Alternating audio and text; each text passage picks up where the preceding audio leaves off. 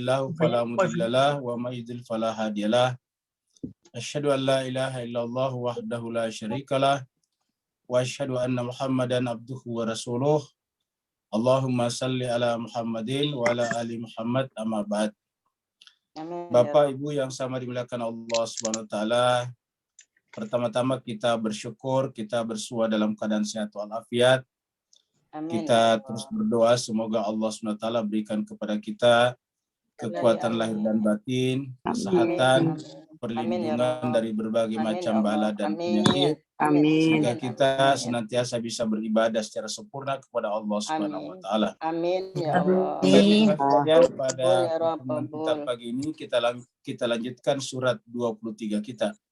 Surat Al-Mu'minun ayat 41 sampai 50.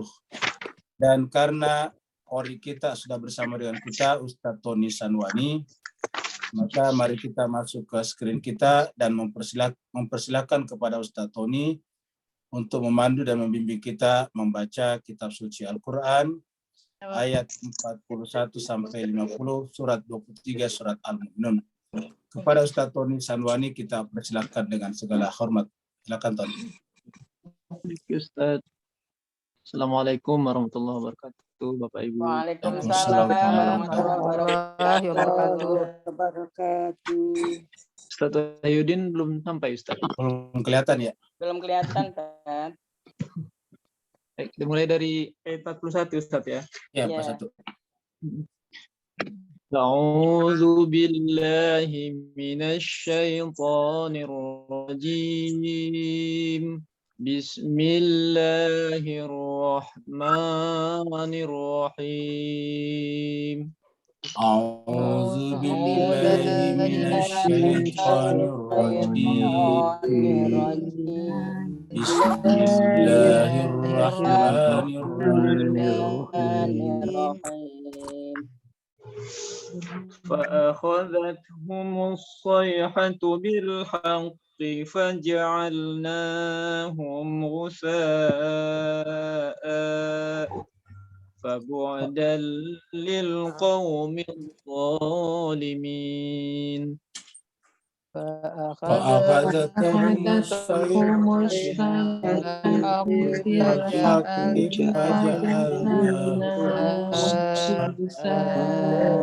وبعدا للقوم الظالمين. ثم أنشأنا من بعدهم قرونا آخرين.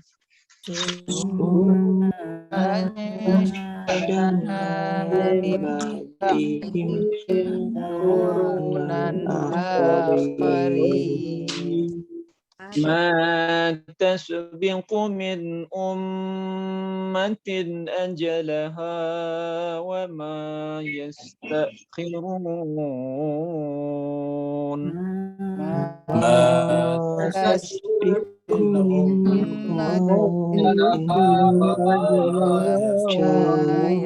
Qurannya belum muncul, Ustaz. Nggak kelihatan ya? Nggak Ya, kelihatan. nggak kelihatan, Tat. Oke. Iya, screen. Sudah. Ya, alhamdulillah kama wa'alu. ثم أرسلنا رسلنا تترى كلما جاء أمة رسولها كذبوه. ثم أرسلنا رسلنا رسولها كذبوه.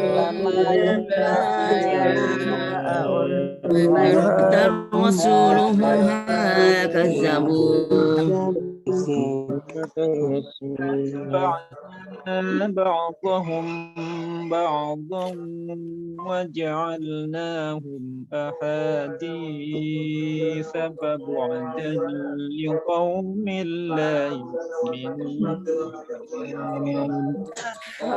فأنبأنا بعضهم بعضا وجعلناهم أحاديث فبعدا لقوم لا يؤمنون.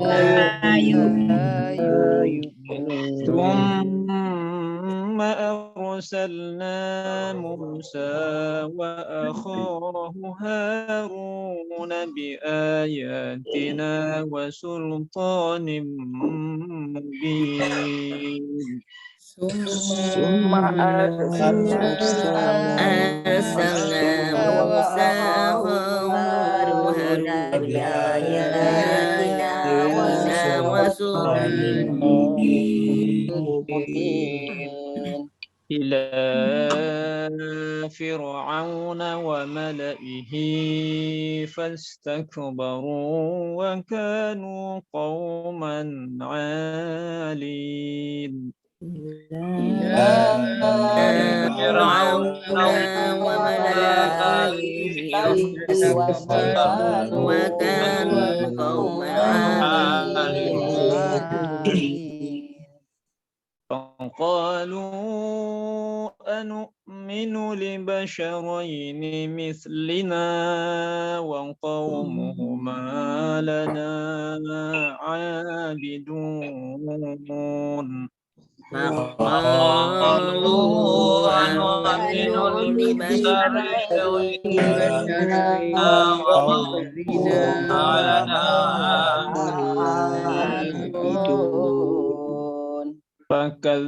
فكذبوهما فكانوا من المهلكين فكذبوهما فكانوا من المهلكين ولقد آتينا موسى الكتاب لعلهم يهتدون ولقد آتينا موسى الكتاب لعلهم يهتدون وجعلنا ابن مريم وأمه آية وآويناهما وجعلنا مريم وأمه آية وآويناهما إلى ربوات ذات قرار ومعين آويناهما إلى ربوة ذات قرار ومعين وإنهما إلى ربوات ذات قرار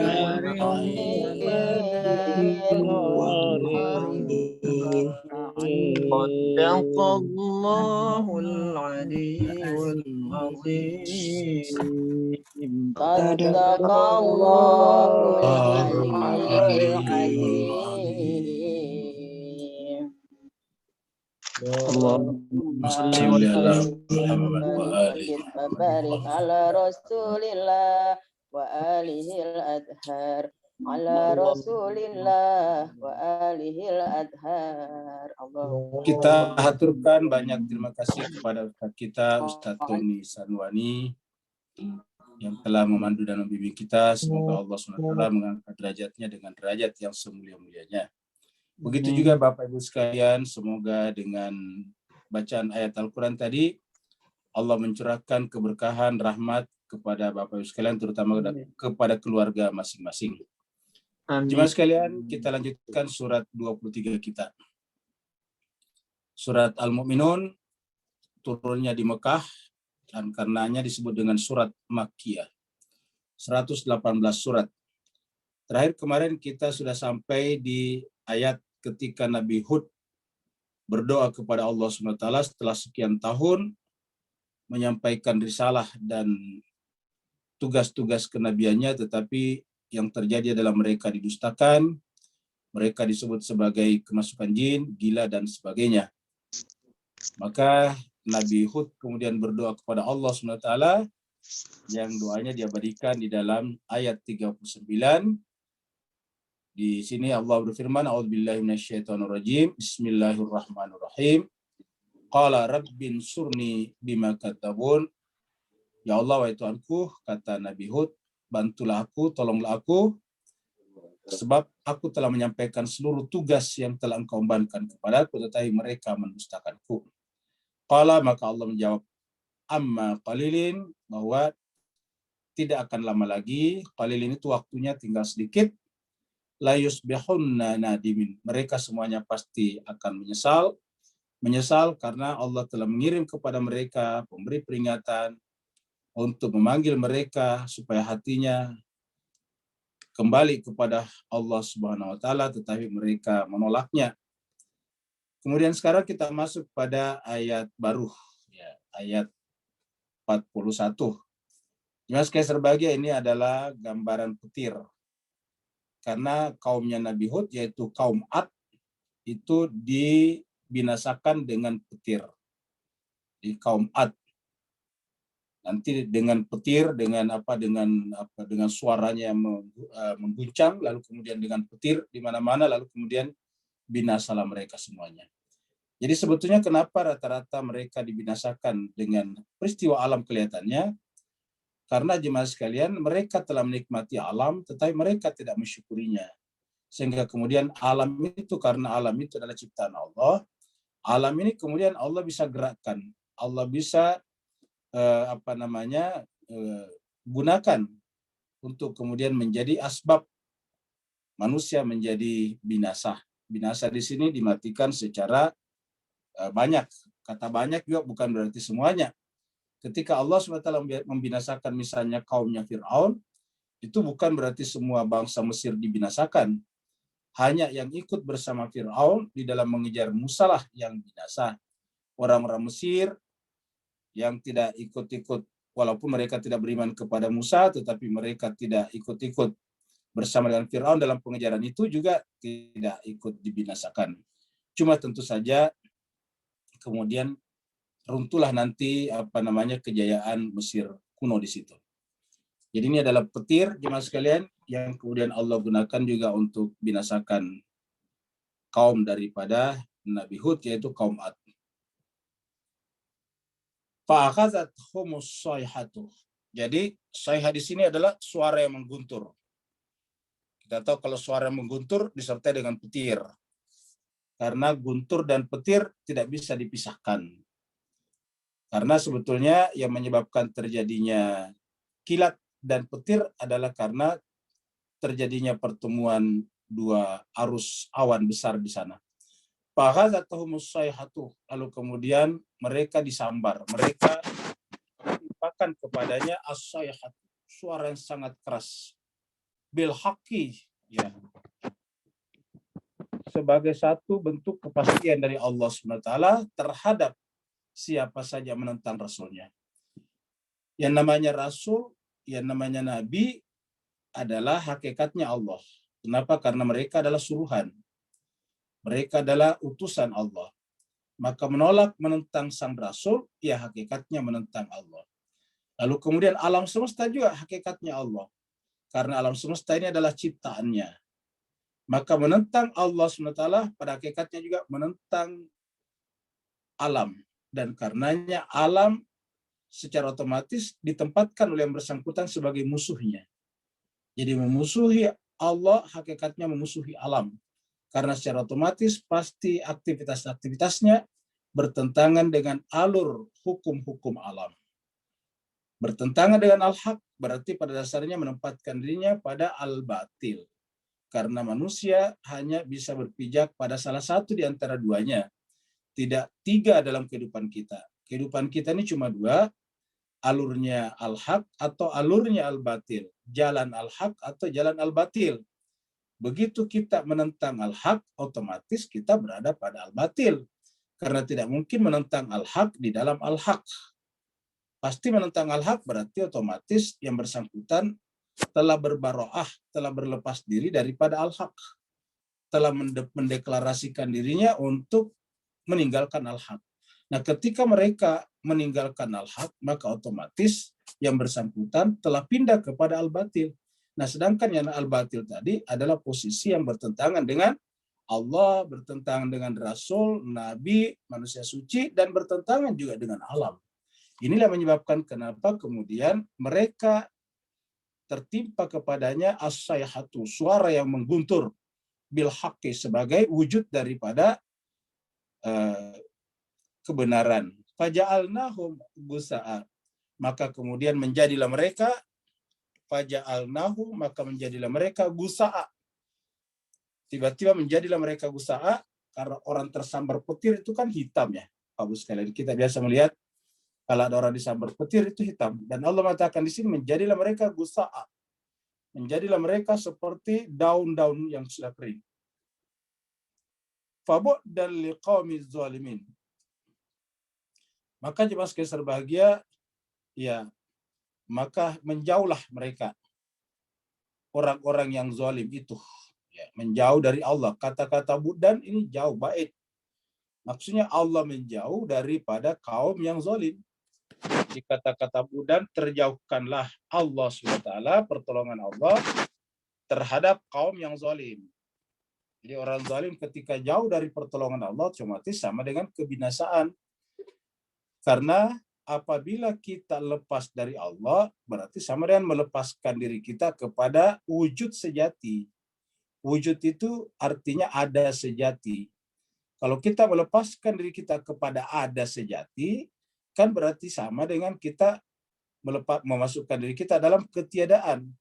Tapi ketiadaan dalam tanda petik di sini, karena Allah tetap menghendaki dia ada, maka secara otomatis keberadaannya itu seperti di dalam surat Al-Alaq dikatakan, la yamutu fiha wa la yahya, tidak hidup dan tidak mati. Tidak hidup dan tidak mati. Kenapa? Karena di dunia mereka diadakan. Kalau seandainya mereka setelah diadakan, lalu kemudian ditiadakan, dimusnahkan dalam pengertian hilang sama sekali, nah itu tidak masalah. Tetapi ini tetap ada, akhirat dia ada, tetap hadir di sana, karena akhirat adalah refleksi dunia. Siapa yang ada di dunia, berarti dia akan ada di akhirat. Siapa yang hidup di dunia, maka akan hidup di akhirat. Cuma nanti pada saat hidup di akhirat, ada dua macam. Ada hidup dalam pengertian hidup yang sesungguhnya, ada hidup dalam pengertian tidak hidup yang sesungguhnya. Orang yang tidak hidup yang sesungguhnya, inilah yang disebut dengan la yamutu fiha wa la yahya. Mereka tidak mati di dalamnya, tapi juga tidak hidup. Summa ansya'na min ba'dihim qurunan akharin. Setelah mereka binasa semuanya, kalau sebelumnya, kaum sebelumnya adalah kaumnya Nabi Nuh, dibinasakan dengan banjir bah. Kemudian kaumnya Nabi Hud, kaum Ad, dibinasakan dengan suara yang menggelegar. Lalu kemudian setelah itu binasa semuanya, yang bertahan, yang ikut bersama dengan Nabi Hud, lalu kemudian hidup.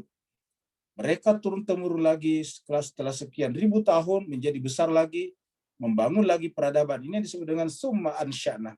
Kemudian kami tumbuhkan lagi, kami inisiasikan lagi, mim ba'dim, setelah binasanya kaum Ad itu, lahirlah generasi kurunan akharin yang lain. Lahirlah generasi yang baru lagi, generasi yang lain lagi. Siapa generasi yang baru atau yang lain itu? Yaitu kaum Samud. Kaum Samud nanti nabi yang diutus kepadanya adalah Nabi Soleh. Jadi Bapak Ibu sekalian, supaya gampang ingat, supaya jangan kacau mana kaumnya Ad, mana kaumnya Nabi Hud, mana kaumnya Nabi Soleh. Ingat kalau Soleh permulanya S, maka kalau kaumnya juga permulanya mirip S, Samud. Nah, jadi Soleh, Samud. Berarti kalau tidak ada S-nya, berarti itu adalah kaumnya Nabi Hud. Kaum Nabi Hud adalah kaum Ad. Jadi kaum Ad, kaumnya Nabi Hud, kaum Samud, kaumnya Nabi Soleh. Jadi Allah mengatakan setelah binasanya kaum Ad, maka kemudian Allah membiarkan hidup lagi, bangkit lagi, bumi ini dihuni lagi oleh kaum baru namanya kaum Nabi Saleh ataukah kaum Samud. Jadi jemaah sekalian, kenapa kok Allah membinasakan? Ya karena bumi ini adalah bumi Allah. Bumi ini adalah bumi Allah. Kalau dia melihat bahwa orang yang hidup di buminya ini tidak bersyukur, tidak pintar berterima kasih kepada penciptanya, kepada pemilik daripada bumi ini, maka tentu pemilik bumi ini berhak. Seperti mana kalau Bapak Ibu sekalian punya bisnis kos-kosan misalnya, ataukah bisnis kontrak rumah misalnya, kalau Bapak Ibu menganggap bahwa yang kontrak itu tidak bertanggung jawab, tidak mengurus dengan baik, maka kemudian atau melanggar banyak sekali peraturan-peraturan, misalnya ibu bikin kos-kosan dan membuat peraturan-peraturan tidak boleh ini, tidak boleh itu, tetapi kemudian mereka terus-menerus melanggar sampai dikomplain oleh tetangga dan sebagainya, maka tentu pada akhirnya ketika mereka ingin memperpanjang, ibu mengatakan, bapak mengatakan, saya tidak perpanjang lagi. Saya tidak perpanjang artinya apa? Mereka akan keluar dari tempat itu. Keluar dari tempat itu kalau bahasa kita sekarang adalah binasa. Nah, begitulah juga dengan bumi ini. Bumi ini Allah yang ciptakan. Alam semesta tempatnya bumi ini ada, Allah yang ciptakan. Mekanisme hidup yang ada di bumi ini Allah yang ciptakan. Ekologi, ekosistem yang mengatur kehidupan di muka bumi ini Allah yang ciptakan. Semuanya Allah, tidak ada satupun dari kita. Setelah kita menikmati semuanya, tiba-tiba lupa kepada pemilik asli daripada bumi. Tiba-tiba kita mengangkat bahwa bumi ini adalah seakan-akan milik kita. Kita berjalan semaunya saja dengan tidak memperhatikan peraturan-peraturan yang dibuat oleh pemilik rumah besar yang bernama bumi ini.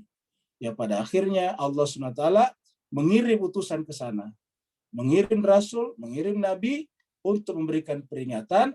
Setelah peringatan itu diberikan berkali-kali, bertahun-tahun, dan pada akhirnya mereka juga tidak sadar, bahkan utusan Allah itu mereka tolak, mereka nafikan, bahkan ada yang mereka bunuh, maka pada akhirnya Allah SWT mengambil keputusan. Sehingga kalau kita lihat tadi, jalur ceritanya dari awal sampai binasa itu sesuatu yang masuk akal. Jadi kalau Allah kemudian membinasakan mereka, sangat-sangat masuk akal. Makanya inti daripada kehidupan kita ini adalah bersyukur. Bersyukur artinya menerima bahwa apa yang kita rasakan itu adalah milik Allah semuanya. 43 sekarang. Ya. Jemaah sekalian, ini adalah salah satu contoh petir yang bisa membinasakan berbagai macam terkadang ada satu komunitas besar yang disambar petir. Ada daerah tertentu yang sampai sekarang petirnya sangat banyak dan karenanya bisa membuat banyak korban. Karena petir ini aslinya adalah listrik bertegangan tinggi. Kalau orang kena saja sedikit itu bisa langsung langsung bisa hitam. Kenapa? Karena bertegangan tinggi, sama dengan sutet yang lewat di atas kepala kita itu, yang jalur utama di atas itu yang kabelnya besar-besar. Itu kalau satu saja kabelnya jatuh dan menimpa kita itu tidak bisa diselamatkan. Kenapa? Itu bertegangan tinggi. Ya.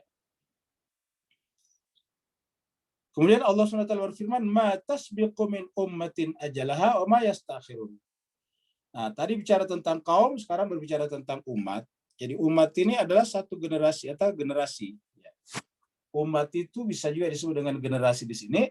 Allah mengatakan, "Ma tasbiqu min ummatin." Yang namanya umat itu tidak bisa mendahului ajalah waktunya.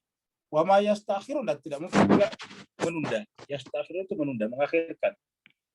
Jadi sudah ada umur-umur umat itu masing-masing. Sama dengan manusia, kita juga ada umurnya. Umur kita manusia itu ya sekitar 80-90 tahun. Itu sudah sangat bersyukur kalau bisa sampai di sana. Nah, di sini Allah mengatakan kalau usia umat itu ada, maka kita tidak bisa mendahulunya dan tidak bisa juga mengakhirkannya. Tergantung kepada ajal daripada umat itu. Umat ini berbeda-beda ajalnya. Sama kita dengan manusia, walaupun rata-rata 80-90 tahun atau 60-70 tahun, tapi ada yang meninggal pada umur 20 tahun, ada yang meninggal pada umur 30 tahun, 40 tahun, tapi ada juga yang lewat dari 90 tahun, mungkin ada 1-2 orang yang meninggal pada umur 100-an tahun. Ma tasbiqu min ummatin. Ya, jadi setiap umat itu tidak bisa kita mendahului ajalnya.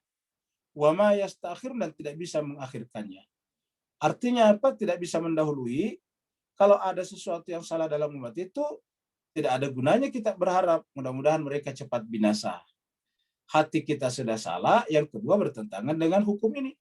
Ya. Kenapa? Karena kalau memang belum saatnya Allah menyelesaikan usia umat itu, ya tetap saja umat itu bertahan.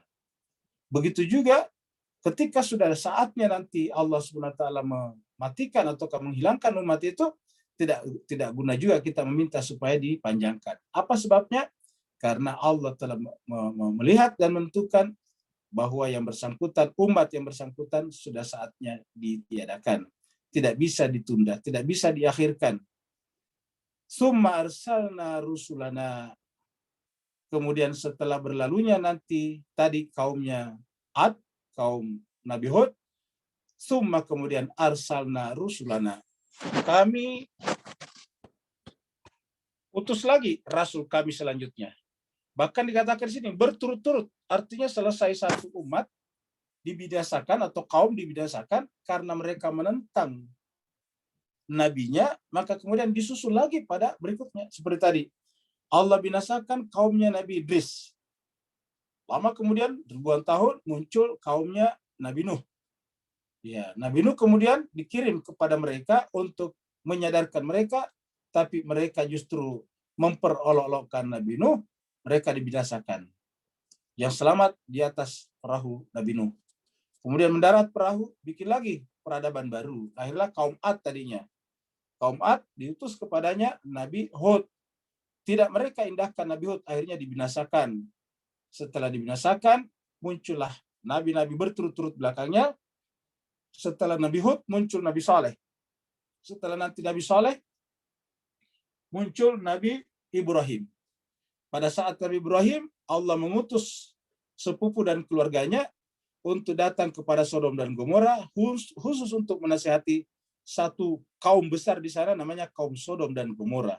Tetapi mereka juga justru hanya memperolokkan Nabi Lut. Akhirnya kemudian Allah juga membinasakan kaum Sodom dan Gomora yang hidup di sekitar Laut Mati di Timur Tengah itu, antara Yordania, Israel, dan Palestina sekarang.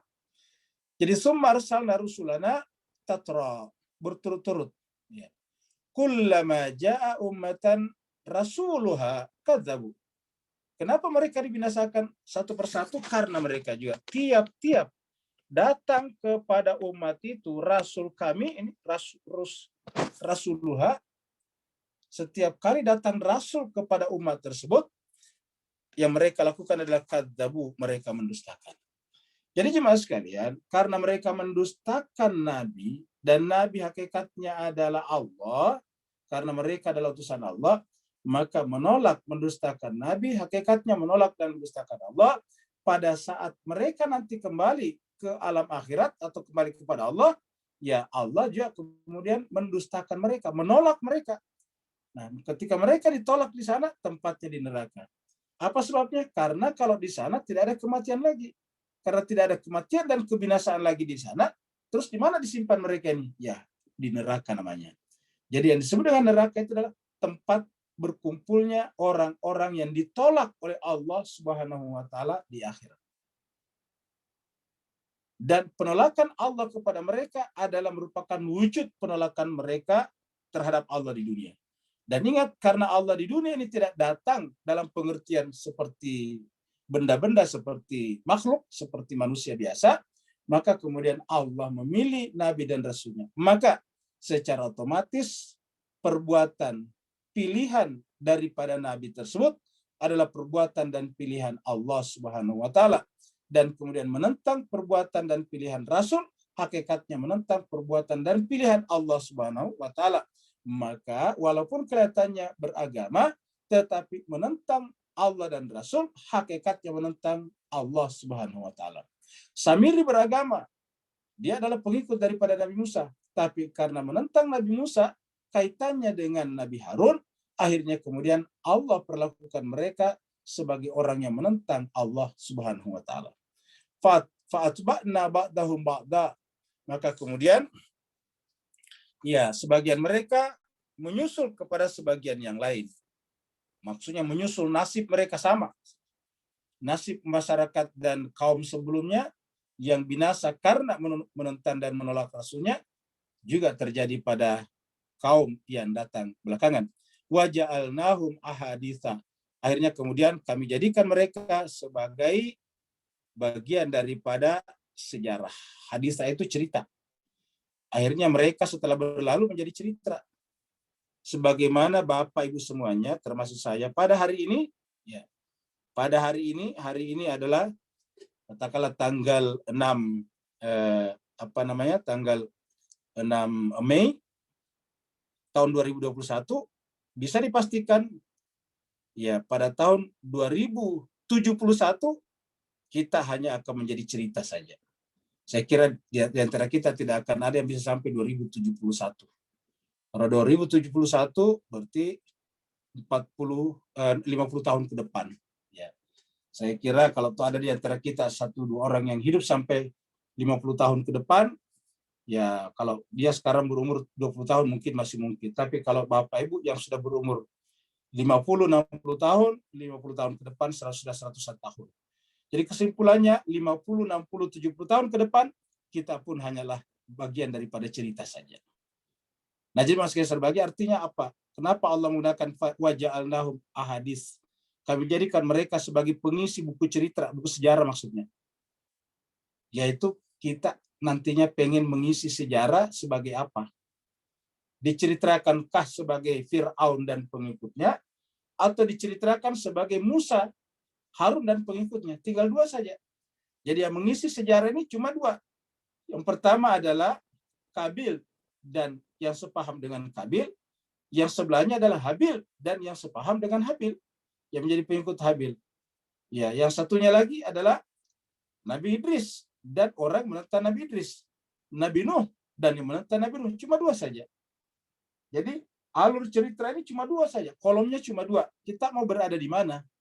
Ya, berada pada kolom yang kepalanya di atas nabi-nabi, rasul-rasul dan manusia suci kah?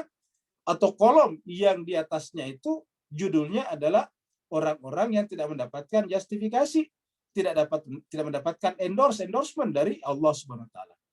Dan Allah mengatakan bahwa bagi mereka-mereka yang memilih untuk menentang tadi nabinya ini, atau menentang nabinya di sini, maka fabud dan dijauhkanlah mereka. Buddha itu dari kata bait.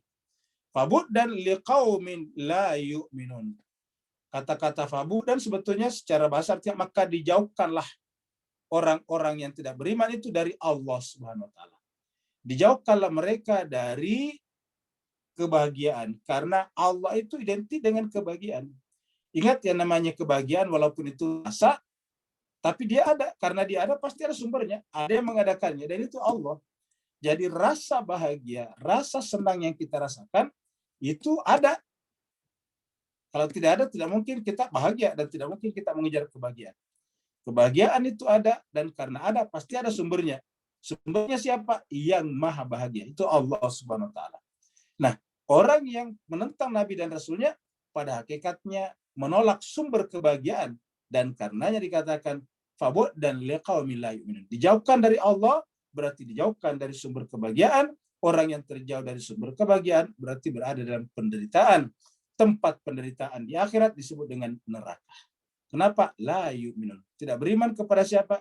Kepada Allah melalui Nabi dan Rasulnya tersebut. Cuma sekalian ini cerita berikutnya diambil lagi Nabi Musa dan Harun. Kenapa ini berkali-kali diceritakan dalam Al-Quran? Sederhana sekali, Pak sekalian. Allah punya pesan bahwa inti keberagaman ini sebetulnya adalah ikut kepada Nabi, berwilayah namanya, naik di atas perahunya. Jadi para Nabi dan Rasul ini ibaratnya semacam tenaga marketingnya Allah supaya mereka semuanya mau naik di atas perahu itu. Allah memerintahkan kepada Nabi bikin perahu keselamatan. Ya, perahu keselamatan itu artinya Nabi dan orang berwilayah kepadanya. Setelah dibikin, kamu sampaikan kepada manusia, ajak mereka supaya mau membeli dalam tanda petik produk itu ataukah wilayah itu. Tapi gambar ini sangat menarik. Ini adalah ekspresi otomatis daripada Fir'aun yang menolak. Ini kita tanda tangannya nih, gambarnya bagus. Bagaimana dia memalingkan muka dan memberikan isyarat tangan menolak kedatangan Nabi Musa dan Nabi Harun. Ya, jadi Mas Kaisar bahagia. Jadi penolakan ini kelihatannya di dunia adalah penolakan kepada Nabi Musa dan Harun, tetapi di mata Allah ini adalah penolakan kepada Allah. Karena 2 orang yang datang ini Musa dan Harun adalah representasi utusan daripada Allah Subhanahu wa taala, maka menentang keduanya hakikatnya menentang Allah Subhanahu wa taala. Summa arsalna Musa wa akhahu. Kemudian kami mengutus Musa dan saudaranya. Kami mengutus Nabi Musa wa akhahu dan saudaranya, yaitu Harun. Saudaranya yang bernama Harun, bi ayatina. Jadi berkali-kali disebutkan dalam Al-Quran akhahu. Akhahu, saudaranya. Supaya apa? Supaya tertanam dalam pikiran kita bahwa konsep kenabian yang bukan diteruskan oleh saudara, keluarga, itu tidak ada dalam Al-Quran. Selalu akhahu, saudaranya. Ya, karena terlalu sering kita berpikir kita ini beragama, tapi sebetulnya tidak. Kalau beragama dalam pengertian samawi, maka semua diktum-diktum, semua konsepsi-konsepsi harus juga berasal dari Allah. Dan kita lihat di sini jemaah sekalian, kita sudah baca di surat Thaha tempo hari bahwa akhahu Harun ini, saudaranya Harun di sini diminta oleh Musa, lalu kemudian diaminkan, dijustifikasi oleh Allah Subhanahu wa taala. Summa arsalna Musa wa Harun. Diulangi lagi di sini. Berkali-kali muncul Musa dan Harun supaya kita tahu bahwa Harun itu adalah orang yang dipersiapkan Musa. Harun ini bukan orang lain. Harun ini adalah sepupu daripada Musa, bahkan saudara daripada Musa. Maka kami utus Musa dan Harun kepada mereka, kepada Fir'aun, bi ayatina, dengan membawa ayat-ayat kami. Tanda bahwa Harun dan Musa itu adalah utusan kami, mengingatkan mereka bahwa kalian itu hidup, tinggal di muka bumi, punya saya, punya Tuhan, tetapi kalian menentang saya sebagai pemilik rumah. Wasultanin mubin. Dia membawa ayat dan keterangan yang nyata. Apa yang sudah keterangan nyata? Argumentasi yang masuk akal. Argumentasi yang rasional. Argumentasi yang tidak bisa disanggah oleh siapapun juga yang belajar ilmu berfikir. Kepada siapa diutus ini? Ila Fir'auna wa malaihi. Ila Fir'auna wa malaihi. Diutus kepada Fir'aun dan para pemuka-pemuka masyarakatnya yang menentang. Jadi harus dipertegaskan, yang menentang Musa dan Harun. Ila Fir'auna wa malaihi. Kepada Fir'aun dan pemuka-pemuka masyarakatnya. Makanya mas sekalian, nanti yang dibinasakan mereka juga ini. Bangsa Mesir yang lain tidak dibinasakan. Fastakbaru, maka kemudian mereka bersikap istikbar, menyombongkan diri terhadap Musa dan Harun. Jadi menyombongkan diri terhadap Musa dan terhadap Harun. Mereka menolak Musa, mereka menolak Harun. Wa kanu qauman alin. Ini fastakbaru dari kata istakbara, yang paling pertama menggunakan sifat ini adalah iblis. Diabadikan di dalam Al-Quran pada saat Allah menyuruh seluruh malaikat dan penghuni langit untuk sujud kepada Adam, fasajadu illa iblis aba wastakbar. Jadi kita lihat penyebabnya istikbar itu yang dalam Al-Quran adalah ketika menolak utusan Tuhan dan penggantinya ini. Menolak Musa dan menolak orang yang dipersiapkan Musa. Jadi ulangi lagi, disebut istikbar itu adalah ketika menolak Musa dan menolak orang yang dipersiapkan Musa. Ya. Karena yang dipersiapkan Musa, hakikatnya dipersiapkan Allah SWT. Wa kanu qauman alin, sehingga mereka menjadi kaum. Nah, muncullah di sini kaum. Sebelumnya di atas umat. Jadi dalam umat generasi itu tidak semua rusak. Ada satu komunitas, tapi komunitas inilah yang kemudian memimpin peradaban pada zamannya, tapi kemudian mereka menentang Nabi dan Rasulnya dengan bersikap istikbar, lalu kemudian mereka dibinasakan. Mereka istikbar dan mereka kaum itu adalah alin. Alin itu adalah sombong, dari kata alin, menyombongkan dirinya. Ya. Kenapa mereka tidak boleh menyombongkan dirinya? Kenapa tidak boleh alin? Kan kata Ali itu kan bagus, nama Allah. Ya karena mereka mengambil nama Allah, tetapi tindakan dan perbuatannya bertentangan dengan Allah. Jadi Ali yang sesungguhnya adalah orang yang mungkin namanya Al, tapi kemudian perbuatan dan tindakannya sejalan dengan Allah. Akunya adalah aku Allah. Maka tidak disebut sombong dalam pengertian ayat ini. Mereka ini disebut dengan alin, sombong, angkuh. Alin itu dari kata tinggi, karena mereka menentang Musa dan Harun. Ketika mereka menentang Musa dan Harun, hakikatnya menentang Allah. Allah adalah aliyun, maha tinggi, maka menentang Allah hakikatnya merasa lebih tinggi daripada Allah Subhanahu wa taala. Ini adalah masih gambaran daripada kerajaan Mesir kuno dulu. Ya, kita lihat ini kerajaannya bagus, ya, istananya bagus.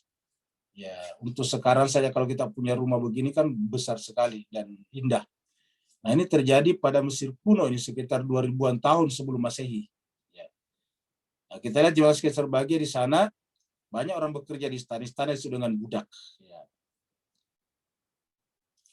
Faqalu, maka kemudian mereka berkata, anu'minu li basyaraini mislina. Faqalu, mereka berkata, anu'minu, apakah pantas kami beriman? Ya, anu'minu, ini kata mereka. Kata mereka siapa tadi? Yaitu Fir'aun wa malaihi. Fir'aun dan pemimpin-pemimpinnya yang istakbaru, yang istikbar dan juga Ali tadi itu, mereka mengatakan apakah pantas kami beriman? Apakah pantas kami beriman? Li basyaraini, kepada dua manusia seperti kami juga, manusia biasa, manusia biologis seperti kami. Mislina. Jadi Bapak Ibu lihat, mengikuti pengajian ini dari awal, dari surat Al-Mu'minun, selalu keberatan mereka karena yang diutus itu adalah manusia seperti mereka, yang makan seperti makanan mereka, yang minum seperti minuman mereka, sehingga kemudian mereka menentang dan menolak Nabi tersebut. Karena bagi mereka, manusia itu ya dilihat daripada jasmaninya. Manusia dilihat daripada tubuhnya saja. Ketika tubuhnya makan seperti kita, minum seperti kita, ya terus apa kelebihannya? Jadi mereka selalu lupa mendefinisikan manusia, bahwa manusia itu adalah hewan yang berpikir. Kekuatan manusia adalah pada berpikirnya. Karena dalam kaidah definisi, yang disebut dengan berpikir itulah merupakan fasal, diferensia daripada hewan. Kalau hewan sama saja di mana-mana, makan, minum, dan sebagainya. Tetapi yang membedakan satu hewan dengan hewan lain adalah diferensianya. Dan diferensia pembeda antara manusia dengan hewan-hewan yang lain adalah pada kata berpikirnya. Dan ini yang menyebabkan manusia jadi mulia. Maka kemudian melihat manusia itu hanya dari sisi basyariahnya, dari sisi biologisnya, keliru besar. Yang namanya presiden dengan rakyat biasa kan sama saja secara fisik. Lalu apa yang membedakannya? Yaitu tadi keterampilannya di dalam mengelola masyarakat memiliki perbedaan. Sehingga mereka diangkat jadi presiden dan dibawa kita pemilihnya. Begitu juga dengan jabatan-jabatan yang lain. Ya, semua jabatan seperti itu. Yang namanya direktur utama sama saja dengan office boy secara basyariah. Tapi lalu kenapa mereka naik ke atas jadi direktur utama? Karena mereka bekerja keras dalam bidang apa? Keilmuan. Dalam bidang ilmu. Yang membedakan mereka adalah ilmu. Mulai daripada ilmu spesifikasi mereka sampai kepada ilmu di dalam mengelola sebuah usaha. Jadi jemaah sekalian berbahagia, ilmu mengelola usaha, kemudian ilmu spesifikasi, spesialisasi, itu tidak kelihatan dari luar. Kalau kita lihat 5 orang jalan, ada salah seorang di antaranya adalah guru besar dalam bidang astronomi misalnya, ya tidak ada bedanya. Semuanya kita kasih baju yang sama. Ya, semuanya juga tidak dicukur setelah 3 bulan. Itu sama saja penampilannya semuanya.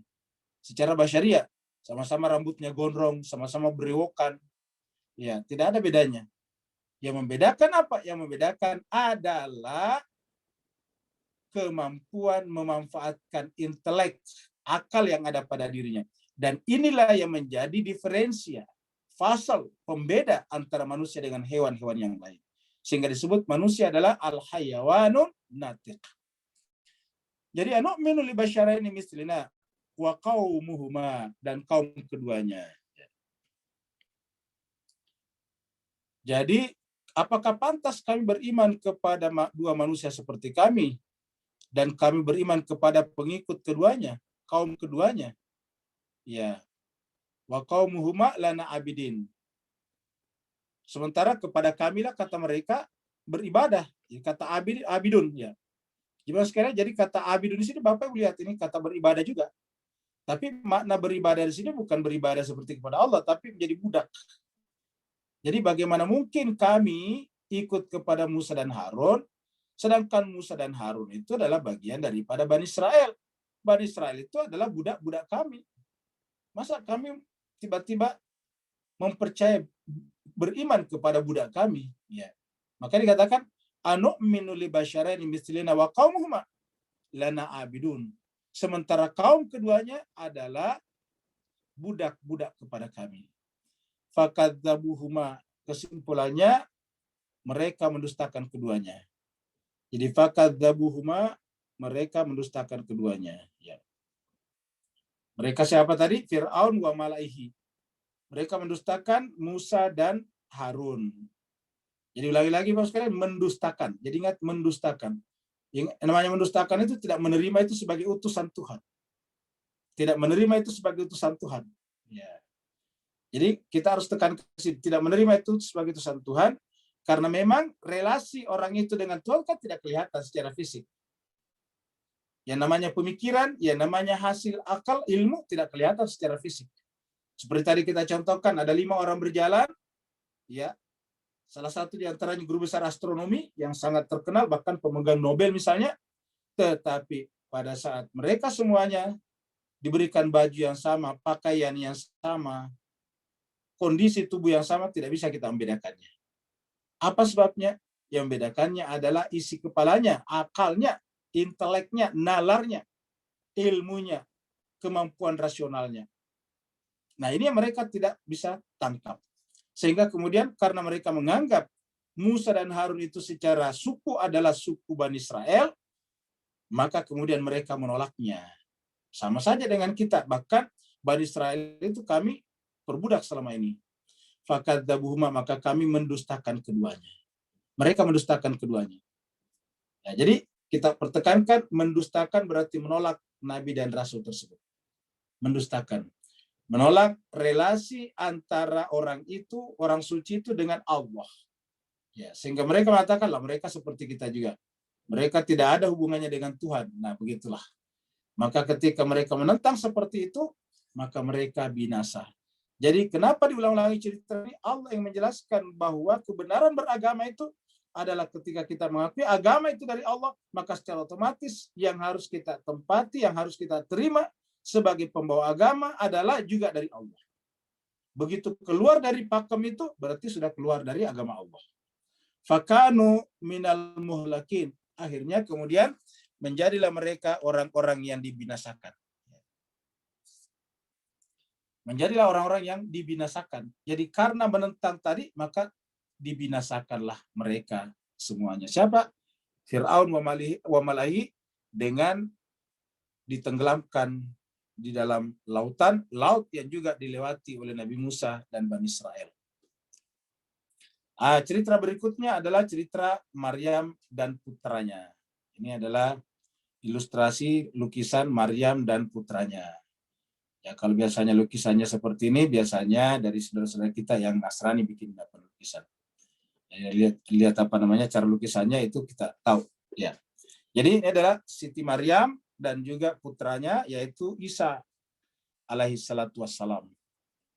Kita sampaikan Maryam ini adalah Siddiqah, orang suci, manusia suci. Kemudian jemaah sekalian berbahagia, dia hamil tanpa suami dan itu artinya ayat, mujizat. Kemudian ini juga putranya juga lahir tanpa ayah, berarti juga mujizat. Berarti dua-duanya adalah mujizat. Tapi apakah Allah menggunakan kata mujizat pada ayat ini? Tidak. Allah menggunakan kata ayat. Mari kita lihat. Walaqad ataina Musal kitaba la'allahum yahtadun. Ini terakhir cerita Nabi Musa di 49. Baru nanti pindah tadi ke Maryam. Walaqad ataina, sungguh kami memberikan kepada Musa kitab suci, Alkitab. Kami berikan kepada Musa itu kitab suci yang bisa dibaca. Mudah-mudahan la'allahum yahtadun. Mereka dapat petunjuk. Mereka siapa di sini? Baik Fir'aun wa malaihi, begitu juga Bani Israel. Ya, karena kita lihat nantinya ketika mereka ikut Musa yang menyelamatkan mereka dari bencana Fir'aun, mereka percaya kepada Musa. Tapi mereka sudah tidak berada dalam ancaman fisik seperti itu, mereka bahkan mempermainkan Musa. Nah, bagaimana caranya membuktikan bahwa Musa itu adalah benar-benar Rasulullah? Kita lihat kitab suci yang dibawanya. Apakah kitab suci itu benar-benar bisa dijadikan pedoman atau tidak? Maka Allah menekankan di sini walaqad ataina Musa al-kitaba. Kami berikan kepada Musa kitab suci la'allahum. Mudah-mudahan dengan kitab suci itu yahtadun, mereka semuanya terpandu. Ini terakhir cerita Nabi Musa di dalam surat Al-Mu'minun. Baru kemudian waja'alna ibna Maryam wa ummahu. Dan kami jadikan yaitu Ibnu Maryam berarti kan Nabi Isa. Ibnu Maryam artinya putra Maryam. Wa ummahu, dan ibunya. Dan kami jadikan Isa alaihissalatu wassalam dan ibunya alaihissalam ayat, mujizat. Jadi mujizat ini disebut dengan ayat. Ya, jadi ayat, jadi tidak pakai kata mujizat. Nah, saya menyampaikan ini sekalian karena wacana yang berkembang di masyarakat kita kan mujizat. Sehingga terkadang timbul pertanyaan bagaimana dengan yang bukan bukan nabi terus dapat kelebihan. Terpaksa bikin nama lain namanya karomah. Ya, tapi cuma sekali sederhana saja.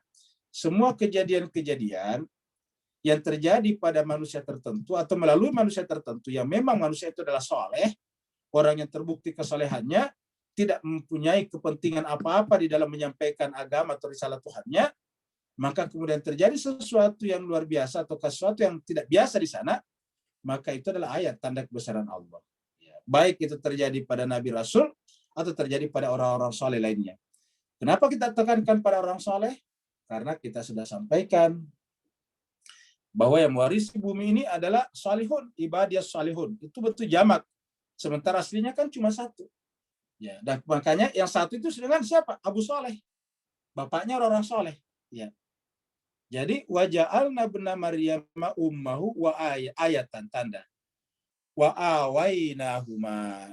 Kami memberikan tempat kepada keduanya ila rabwatin, kepada dataran yang tinggi, kepada tempat yang tinggi. Ya, di tempat itulah zati qararin ma'in, yang di situ ada kata-kata padangnya luas, kita artikan ada perkebunan, lalu kemudian di sana ada mata air. Ya, jadi kita sudah baca sebelumnya di surat Maryam bahwa Maryam pada saat akan melahirkan meninggalkan masyarakatnya untuk sementara untuk pergi melahirkan di sebuah tempat yang luas yang di situ ada perkebunan korma dan ada mata air di sana, sehingga walaupun dia sendiri di sana tidak pernah berkekurangan. Ada air dan kurma juga siap untuk jatuh ke pangkuannya.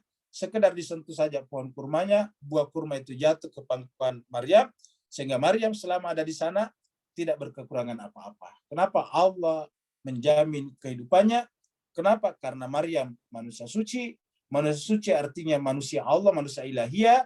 Lalu kemudian tinggal di bumi. Bumi Allah juga buminya yang diatur oleh Rabbul Alamin.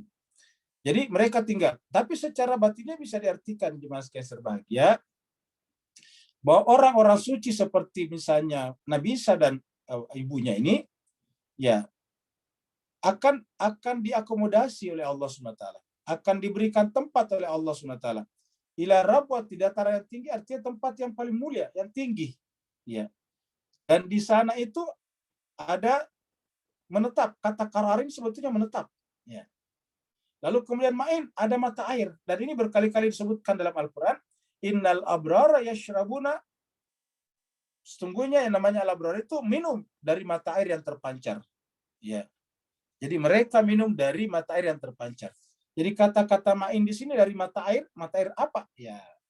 Di tempat lain disebutkan itu mata air tempat minumnya yang disebut dengan al-abrar. Innal abrara yashrabuna min ka'sin kana mizajuha kafura.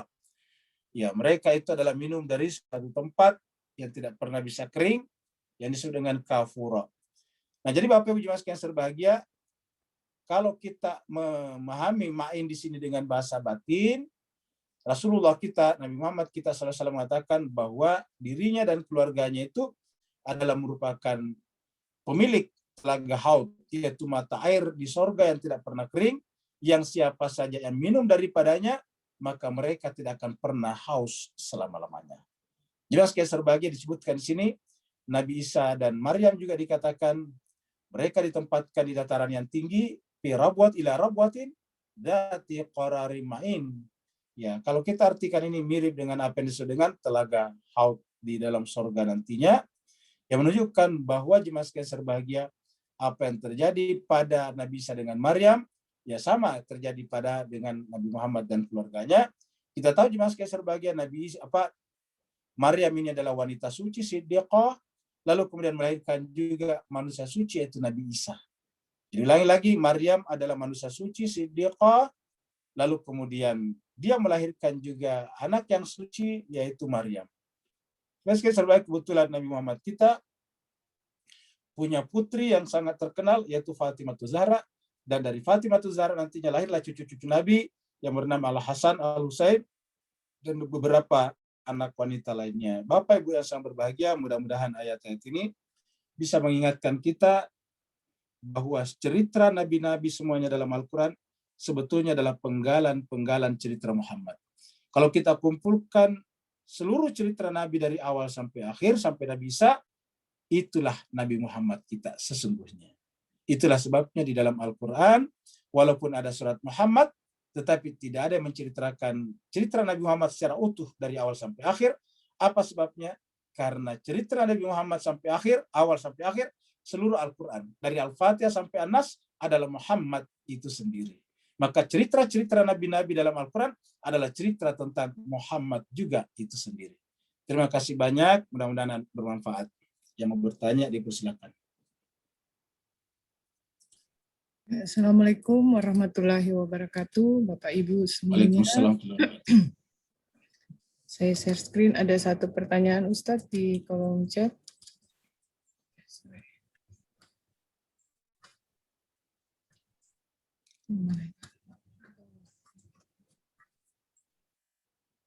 Ya, silakan Ustadz dari Pak Saniman tentang doa panjang umur. Baik, Joas Keserbat, terima kasih banyak kepada Pak Saniman yang mengajukan pertanyaan. Apakah doa panjang umur berarti mohon penundaan ajal yang didoakan? Jawabannya tidak, Pak Saniman. Kenapa? Karena sepanjang-panjangnya orang yang kita doakan, dia tidak keluar dari hukum alamnya, Pak. Oh. Ya, jadi kita sebutkan yang kita sebutkan, ya Allah panjangkan umurnya, tentu tidak, bayangan kita tidak sampai 300 tahun, Pak. Jadi tadi kita katakan range-nya manusia itu kan dari 0 sampai ya sekitar 80-90 tahun. Atau ada paling lama ada sampai 100 tahun lah. Ya. Jadi kalau kita doakan panjang umur itu artinya ya Allah, jangan sampai usianya yang masih 50 sekarang, kepala 5 sudah meninggal. Kurang lebih begitulah, Pak. Ya, tunggalah kematiannya, panjangkanlah umurnya agar lebih banyak melakukan kebaikan, lebih banyak berjuang bersama-sama dengan kami dalam kehidupan ini, lebih banyak waktunya untuk beribadah bersama dengan kami di dalam kehidupan dunia ini. Jadi begitu. Jadi panjang umur yang kita bicarakan panjang dalam pengertian dalam range sebagai manusia. Ya, kira-kira begitulah. Dengan demikian tentu saja ini tidak, ya Pak, maksudnya. Jadi tentu saja itu tidak menyalahi. Oke, terima kasih. Ya. Berikutnya lagi ada pertanyaan lagi? Kalau di kolom chat sudah tidak ada, Bapak Ibu, bagi yang mau bertanya. Ada pertanyaan langsung, Bapak Ibu sekalian? Pak Burhan, silahkan Pak. Ya, bismillahirrahmanirrahim. Assalamualaikum warahmatullahi wabarakatuh. Pak, tadi Waalaikumsalam warahmatullahi wabarakatuh. mengatakan apa Allah menjadikan bumi ini untuk khas untuk bagi orang-orang soleh, ya kan? Jadi pengertian soleh itu khususnya kepada siapa? Karena di sini kan praktiknya kita lihat banyak orang-orang soleh yang ada di muka bumi ini. Ada yang seperti ya apa itu mengatasnamakan agama untuk tujuan politik segala macam, yang apa itu memakai jubah serban kayak sepertinya orang kita lihat kayak orang soleh gitu, ya kan? Apakah pengertian soleh yang Allah maksudkan itu, Ustaz? Afwan. Baik, terima kasih banyak Pak Burhan. Kita masuk ke screen dulu, Bu Dokter ya. Oh iya, Ustaz. Ya, kita masuk ke screen dulu. Silakan, Ustaz.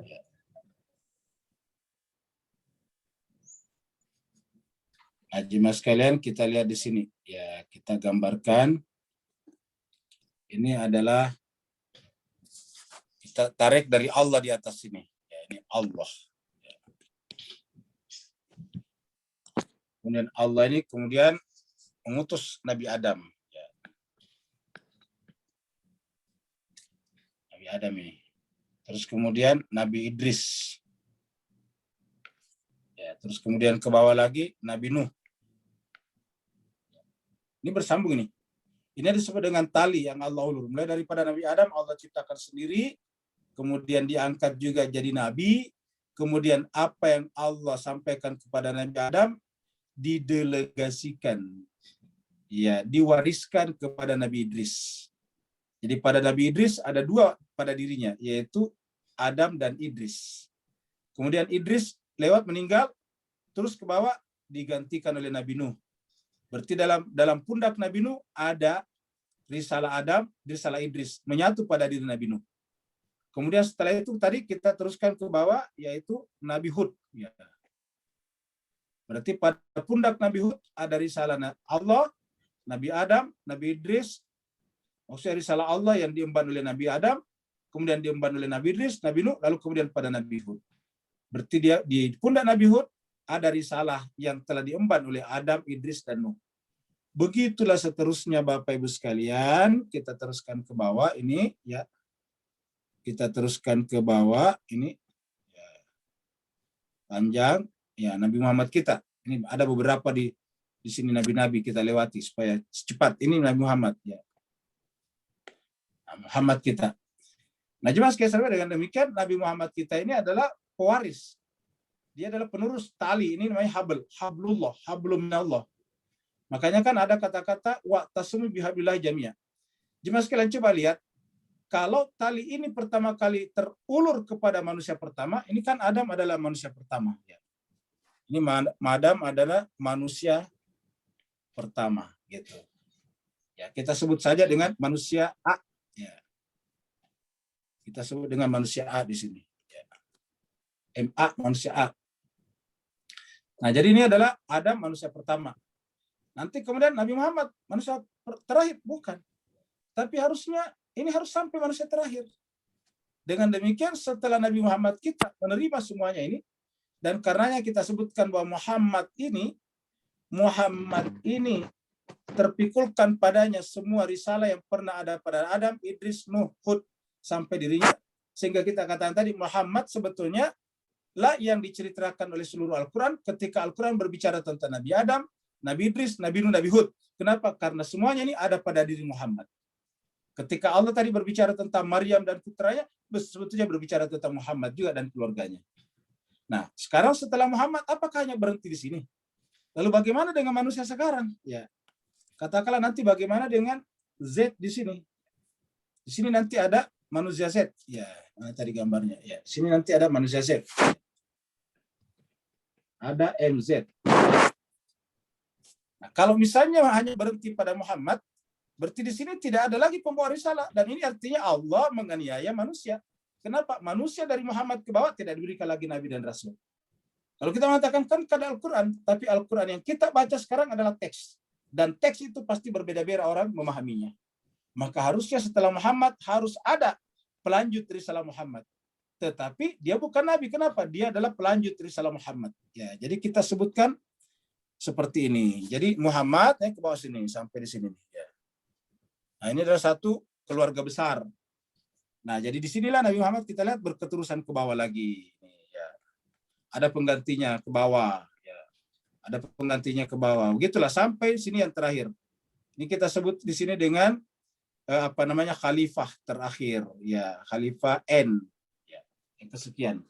Nah, inilah yang sekaligus disebut tadi dengan manusia Z nantinya yang terakhir.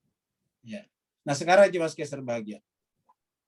Kita akan berbicara tentang orang saleh tadi ditanya ke Pak Burhan. Siapa itu orang saleh? Nah, kita anggap ini, kita besarkan ini KN di sini. Ya. Ini KN. Ya, KN. Ya. Kita sebut ini sebagai khalifah terakhir. Khalifah itu pelaksana tugas kenabian terakhir, atau imam terakhir, atau pemimpin terakhir, atau apa namanya. Pokoknya ini adalah pelaksana tugas dari Nabi Muhammad, dan pelaksana tugas dari Muhammad, hakikatnya pelaksana tugas dari Allah. Nah, jemaah sekalian berbahagia, KN ini kan tubuhnya seperti kita juga. Yang beda adalah isinya, ingat. Yang berbeda adalah di dalam kepalanya, jiwanya. Maka kemudian untuk menjangkau seluruh manusia, tentu butuh tubuh-tubuh yang lain. Maka butuhlah di sini orang. Ya, ini. Ya, kita sebut ini. Ya. Jadi lahirlah orang-orang di sini nih. Ya.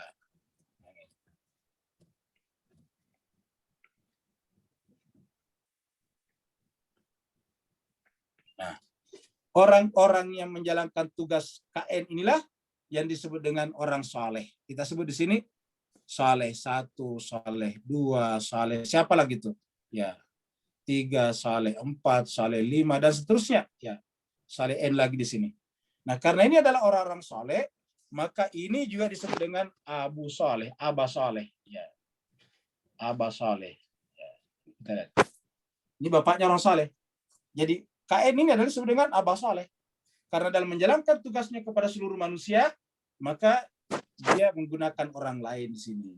Inilah ulama-ulama yang ada di sinilah, karena harus ulama, karena kan harus memahami ilmu di sini. Memahami risalah, memahami ilmu, memahami kitab suci. Karena KN ini adalah pasangan kitab suci, dia adalah syarikal Quran, dia adalah pasangannya kitab suci, maka ini harus juga paham agama. Bahkan sangat ahli dalam agama, cuma tidak masuk kategori manusia suci seperti ini. Maka kemudian disebut dengan saleh. Makanya disebut dengan Aba Saleh. Nah, dengan demikian terjawab sekarang yang disebut dengan orang saleh adalah tidak cukup dengan paham agama, tetapi juga terintegrasi, terhubungkan dengan yang satu ini. Ketika tidak terhubungkan yang satu ini, kan berarti dia independen. Kalau dia independen berdiri sendiri, terus bagaimana bisa dihubungkan dengan Allah? Ini bisa dihubungkan dengan Allah. Kenapa? Karena ini tadi terhubung ke atas nih. Ya, ini terhubung ke atas. Ya. Kalau kita tarik ke atas ini, akhirnya kembali kepada Allah nih. Dia adalah utusan Allah, hablullah. Ya. Nah, sedangkan apabila dia berdiri sendiri, tidak terintegrasi, bahkan menentang ini, ya berarti dia adalah independen. Dia adalah single fighter. Ya. Dia adalah single fighter. Dia tidak ada atasannya. Jadi dengan demikian orang-orang saleh ini adalah orang-orang yang memperjuangkan ini. Kenapa? Orang saleh ini adalah orang yang menjadi perpanjangan tangan daripada yang ini. Nah, makanya ini orang-orang saleh juga harus merupakan representasi daripada ini, dan ini adalah representasi daripada Al-Quran. Ini adalah Al-Quran. Ya, ini Quran. Ini hasil dengan pasangan Quran. Bahasa Al-Qurannya syarikal Quran. Ini syarikal, ya. Syarik Al-Quran. Ya. Pasangannya Al-Quran, sekutunya Al-Quran. Ya, dengan demikian karena ini sekutunya Al-Quran, maka ini semuanya adalah penyampai tugas daripada Al-Quran, dan karenanya tidak mungkin lepas dari sini. Apabila lepas dari sini, ya berarti dia pemain tunggal namanya, bukan bagian daripada ini. Itulah dengan Aba Saleh. Ada lagi yang lain? Ada lagi Ustadz? Ya, silakan. Ada 2 pertanyaan lagi dari Pak Andes sama Bu Tanjung. Dari Pak Andes Wardi.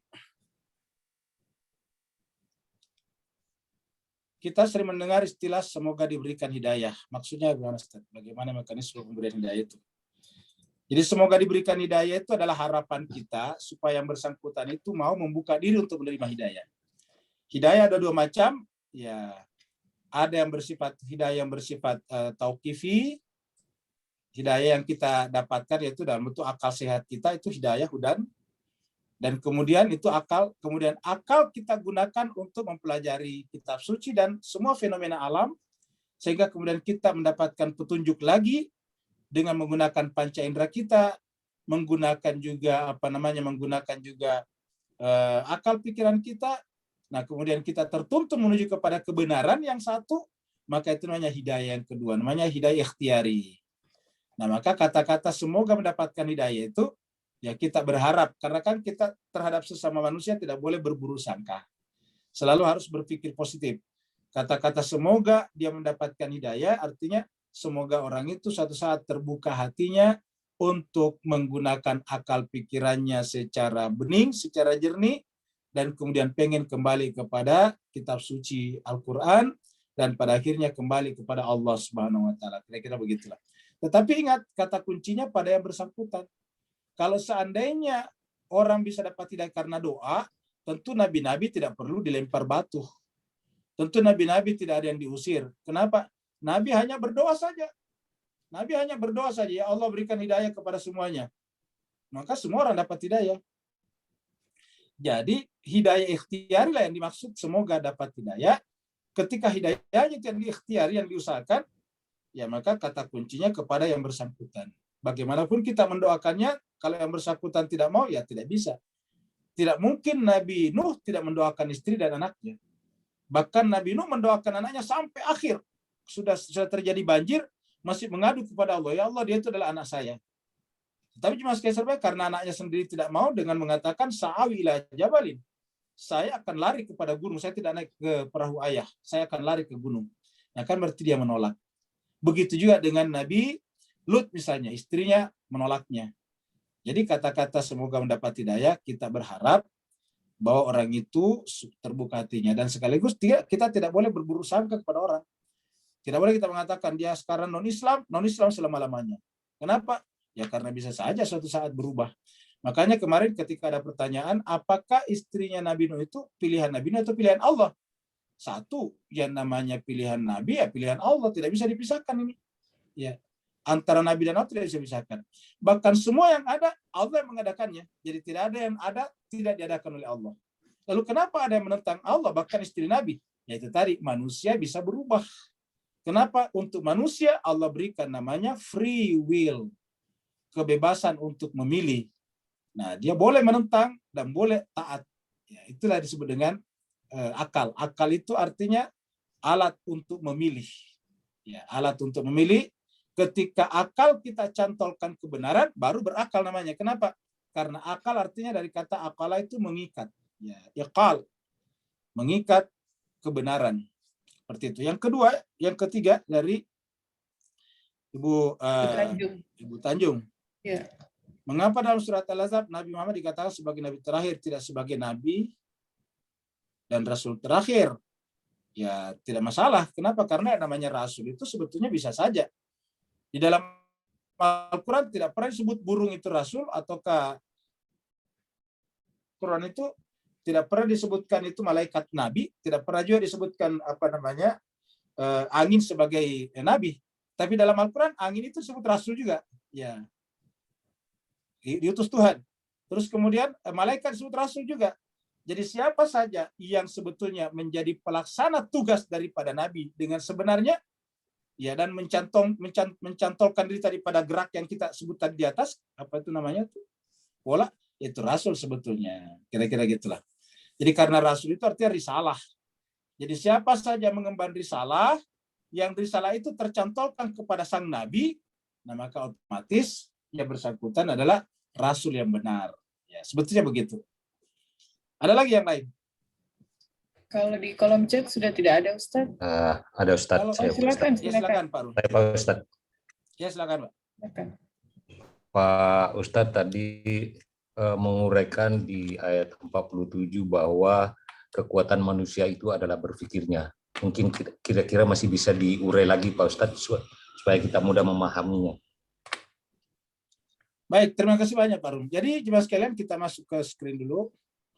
Apa itu berpikir? Ya, berpikir itu. Ya, jadi apa itu berpikir? Jadi berpikir. Ya, ini sudah menjadi bahasa Indonesia. Kalau dibakukan bahasa Indonesia menjadi berpikir. Berpikir. Ini apa di berpikir? Nah, kita lihat. Berpikir itu yang pertama, ada tindakan pertamanya adalah melakukan persepsi. Tindakan pertama adalah persepsi.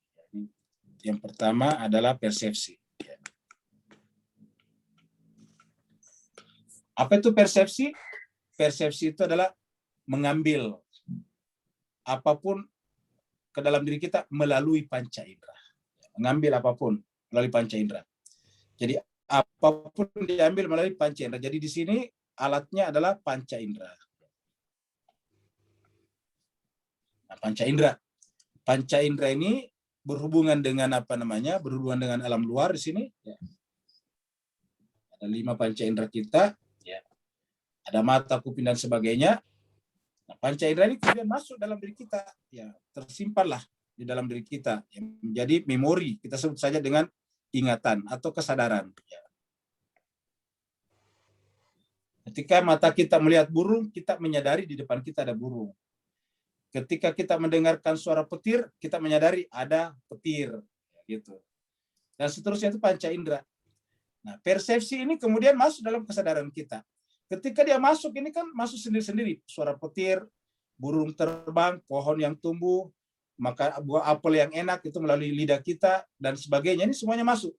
Jadi persepsi namanya. Ya, kita bisa mempersepsi, oh ini tuh yang namanya buah apel. Oh ini tuh yang namanya burung Garuda. Oh ini tuh, oke, kira-kira gitu lah, Pak. Maka yang pertama muncul dari sini nanti adalah kata. Ya, jadi nanti di sini muncul adalah kata di sini. Dari persepsi ini kita bisa membangun kata namanya. Jadi lahirlah nanti kata di sini. Jadi lahirlah pertama adalah kata. Ya. Kata-kata. Jadi kata-kata dari sini. Ya, kata misalnya tadi burung, pohon, apel, apalagi. Pokoknya semuanya ada. Itu namanya kata. Makanya kita mengenal nanti di sini cuma 3 kata. Yang pertama adalah yang pertama adalah kalau di Indonesia, versi Indonesia, kata benda seperti kelapa, kamu gitu kan kata benda, manusia kata benda. Terus kata kerja, makan, minum, ya. Karena kita mempersepsi ada orang makan dan minum. Terus kemudian kata sifat, kaya, miskin. Terus kemudian kata-kata sambung, dan, daripada itu, dan seterusnya. Jadi itu saja kata-kata ini. Ya, kata-kata ini kemudian kita perkaya, lahirlah namanya vocabulary, lahirlah namanya kosakata. Nah gitu, dari kata-kata ini. Ya. Kemudian kata-kata ini kita susun. Ya, kita susun menjadi misalnya frasa. Ya. Seperti rumah baru, makanya itu kan sudah frasa tuh. Kalau rumah baru itu sudah mulai kerjaan muncul tuh Pak Rum. Karena menghubungkan antara baru dan rumah itu harus ada pikiran. Karena baru itu berdiri sendiri, rumah berdiri sendiri. Ya. Waktu kita tangkap kata baru itu berdiri sendiri. Nah, waktu kita tangkap mobil berdiri sendiri. Nah, sekarang kita bisa hubungkan, oh mobilnya Pak Rum baru. Oh, sarung yang dipakai adalah baru, kan begitu. Nah, jadi dari situ kita hubung-hubungkan. Pada saat membangun frasa itu sudah berpikir tuh. Pada saat itu sudah harus tahu namanya apa hubungan antara baru dan sarung. Ya, lahirlah kata sifat. Nah, setelah itu kemudian lahirlah yang disebut dengan kalimat. Nah, kalimat. Ya. Kalimat itu macam-macam. Yang paling penting dalam berpikir namanya proposisi. Ya, proposisi. Proposisi itu adalah kalimat pernyataan yang bisa diberikan penilaian. Dari situ nantinya kemudian lahirlah paragraf. Nah, kalau menulis ya paragraf ya. Tetapi juga sekali serbahagia kalimat ini ya kita sebutkan dulu di sini. Ya. Lahir dulu yang disebut dengan kalimat, habis kalimat lahirnya namanya premis-premis gitulah. Ya. Karena menggunakan bahasa logika, kalimat itu premis ya. Lahirlah premis-premis. Nah, dari premis-premis ini lahirlah kesimpulan. Ya. Lahirlah kesimpulan. Kesimpulan ini disebut dengan ilmu baru. Jadi kita tulis ilmu baru, pengetahuan baru lah, ya baru. Nah, ilmu baru. Yang tadinya dari kata, kemudian kita susun-susun lahirlah ilmu baru. Nah, dengan demikian ilmu baru ini benar tidaknya ini bisa benar, bisa salah. Ya. Kalau salah sebetulnya bukan ilmu ya. Ya. Kalau salah itu namanya pengetahuan yang salah. Jadi ini bisa salah, kamu gitu. Nah, tergantung dari cara kita menyusun dari sini. Jadi mulai daripada persepsi. Ya. Nah, proses yang sampai ke sini yang disebut dengan nomor 2 ini, ya nomor 2, namanya tasdiki. Ya, ini mana ini? Ya, bahasa Arab. Asersi namanya, kita pakai bahasa biasa, assertion. Ya, asersi. Ya, ini asersi. Nah, jadi ini adalah kerja asersi Pak Rum ini, ya, kerja asersi. Ini adalah sudah kerja asersi. Begitulah. Dengan demikian, apabila kita tidak memiliki kemampuan untuk menyusun ini semuanya, maka kita biasa salah di dalam berpikir. Makanya berpikir kita sudah sampaikan sebelumnya adalah gerak dari apa yang kita sudah ketahui dalam bentuk kata-kata ini menuju kepada yang belum kita ketahui, yaitu yang disebut nanti ilmu baru. Nah, inilah yang disebut dengan berpikir. Nah, menyusun kata menjadi kesimpulan ini, inilah disebut dengan keterampilan berpikir. Kita sebut dengan keterampilan berpikir. Kalau bahasa populernya adalah logika. Ya. Gitu. Begitu ada di sini saja salah satu salah, keliru, ya nanti yang di bawah ini keliru. Ya. Yang disebut dengan framing terjadi di dalam perjalanan ini, framing, distorsi terjadi di sini. Deviasi, pembiasan, ya. Itu semua terjadi di sini sehingga kemudian melenceng daripada ilmu yang baru yang benar itu. Sehingga kemudian kita jatuh kepada di sini nih, yang salah. Nah, gitu. Saya kira jemaah sekalian pertanyaan Pak Rum tadi adalah mengakhiri pertemuan kita pada kesempatan pagi hari ini. Pak Ustadz. Makasih banyak Pak Ustadz. Terima kasih juga kepada Bapak Ibu sekalian yang telah meluangkan waktunya. Semoga Allah SWT benar-benar menghargai menghargai waktu Bapak Ibu sekalian sehingga Allah SWT mengganjarnya dengan ganjaran yang sebaik-baik ganjaran, imbalan dengan sebaik-baik imbalan. Allah nanti wujudkan waktu yang Ibu korbankan di sini dalam bentuk tajassumul amal di akhirat menjadi cahaya yang memberikan terang pada kuburan Bapak Ibu semuanya. Waalaikumsalam. Waalaikumsalam. Terima kasih, Ustaz. Dokter.